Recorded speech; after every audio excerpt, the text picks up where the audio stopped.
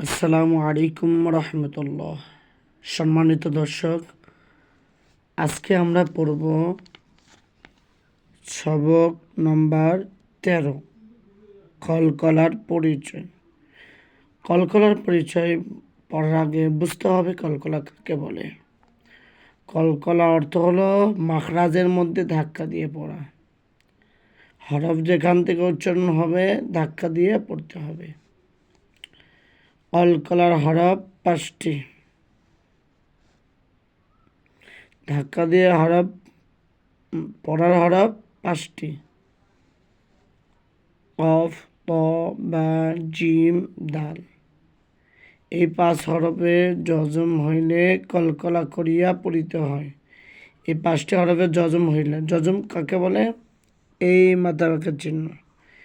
এই 5টা হরফে মাথা বাঁকার চিহ্ন আসলে তাহলে আমরা কলকলা বা ধাক্কা দিয়ে পড়ব। কলকলা হরফে আকফ হইলেও কলকলা করিয়া পড়িতে হয়।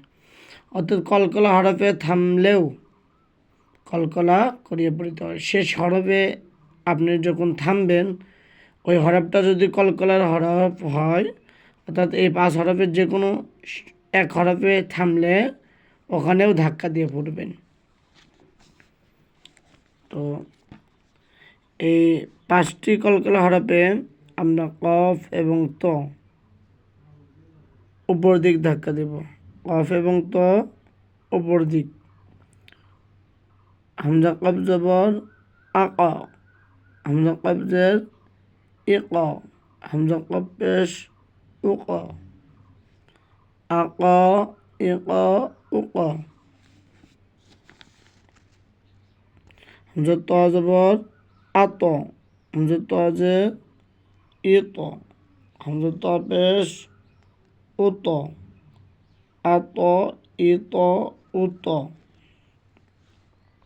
এই দুটা উপর দিক ধাক্কা হলো।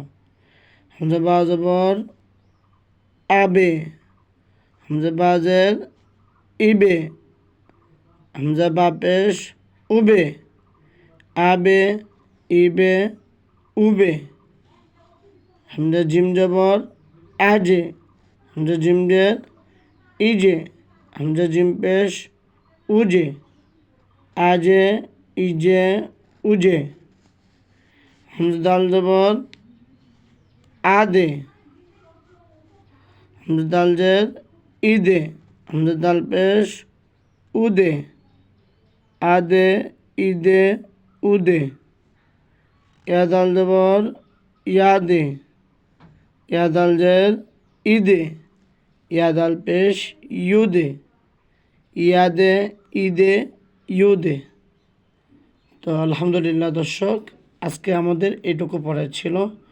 আমরা ইনশাল্লাহ বাকি কলকলার বাকি শব্দগুলো আমরা পরবর্তী ভিডিওতে ইনশাল্লাহ দিয়ে দিব। আসসালামু আলাইকুম।